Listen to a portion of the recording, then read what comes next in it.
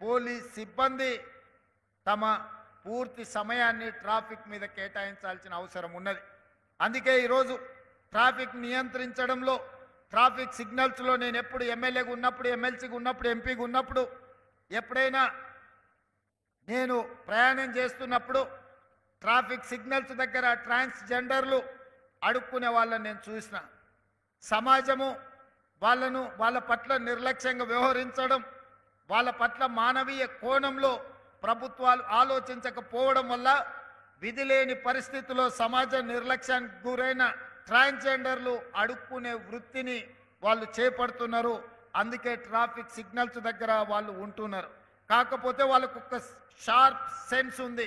ఎప్పుడు సిగ్నల్ మారుతుంది, ఎప్పుడు ట్రాఫిక్ ముందుకెళ్తుంది, ఎప్పుడు ట్రాఫిక్ ఆగుతుందో శిక్షణ పొందిన వాళ్ళకన్నా కూడా వాళ్ళు వేగంగా గుర్తుపడుతుంటారు.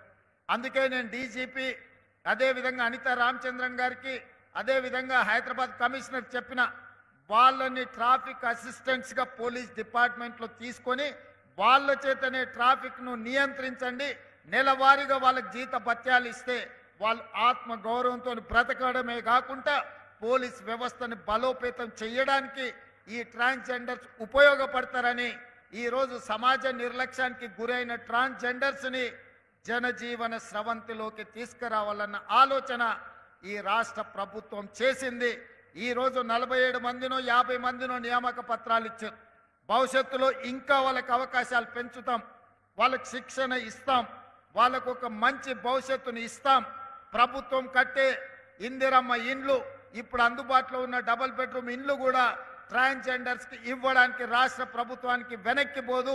వాళ్ళందరినీ నేను సమాజం, మీ కుటుంబం మీ పట్ల వ్యవహరిస్తున్న తీరుకు మీరు బాధపడవలసిన అవసరం లేదు. ఈ ప్రభుత్వం మిమ్మల్ని ఆదుకోవడానికి సిద్ధంగా ఉన్నది. ఈ అవకాశాలను మీరు ఉపయోగించుకోండి. మీరు దరఖాస్తులు పెట్టుకోండి, క్రమశిక్షణతో మెలగండి.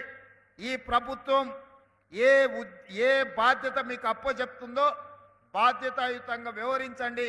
తప్పకుండా మీకు మంచి భవిష్యత్తు ఉంటుంది అని చెప్పి నేను ఈరోజు ట్రాన్స్జెండర్ సమాజానికి నేను చెప్పదలుచుకున్నాను.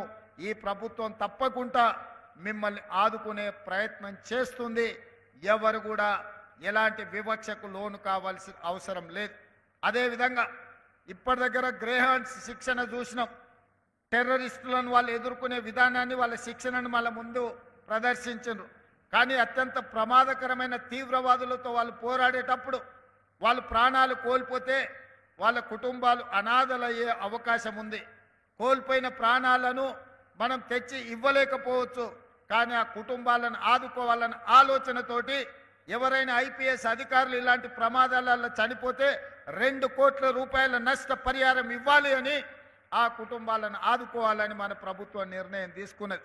DSP, additional SP, non cadre ఎస్పీలకు ఏదైనా ఇలాంటి అనుకోని విపత్తు ఎదురైతే 1.5 కోటి వాళ్ళకి ఇవ్వాలని ఈరోజు రాష్ట్ర ప్రభుత్వం నిర్ణయం తీసుకున్నది.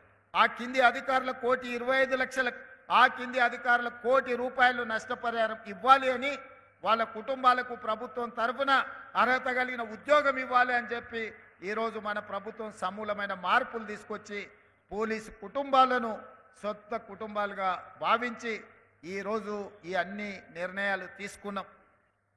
ఇది పోలీస్ సిబ్బందే కాదు, ఈరోజు పోలీసులతో సమానంగా అవసరమైతే అంతకంటే ఎక్కువగా పనిచేస్తున్న వాళ్ళు హోంగార్డ్స్ కూడా పోలీసులతో పోటీపడి అంతకంటే ఎక్కువ సమయంతో వాళ్ళు పనిచేస్తున్నారు. దాదాపుగా 14,000 మంది హోంగార్డ్స్ ఉన్నారు. వాళ్ళు ధర్నా చేసినప్పుడు, దీక్ష చేసినప్పుడు చాలా సందర్భాలలో నేను వెళ్ళి వాళ్ళని కలవడం జరిగింది.